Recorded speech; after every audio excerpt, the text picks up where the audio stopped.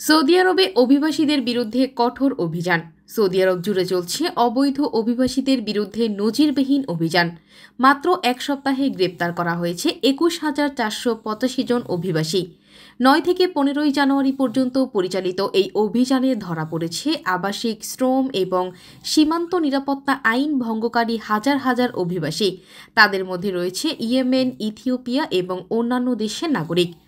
আবাসিক আইন লঙ্ঘন ১৩,৫৬২ জন, সীমান্ত আইন লঙ্ঘন ৪,৮৫৩ জন, শ্রম আইন লঙ্ঘন ৩,০৭০ জন। এছাড়াও ১৫৬৮ জন অবৈধভাবে সৌদিতে প্রবেশের সময় ধরা পড়েছেন। এদের মধ্যে ৪৭% ইয়েমেনি, ৫০% ইথিওপিয়ান এবং ৩% অন্যান্য দেশের নাগরিক। এখন পর্যন্ত ৩৩,০০৭ জনের বিরুদ্ধে শাস্তিমূলক আইনি প্রক্রিয়া চলছে।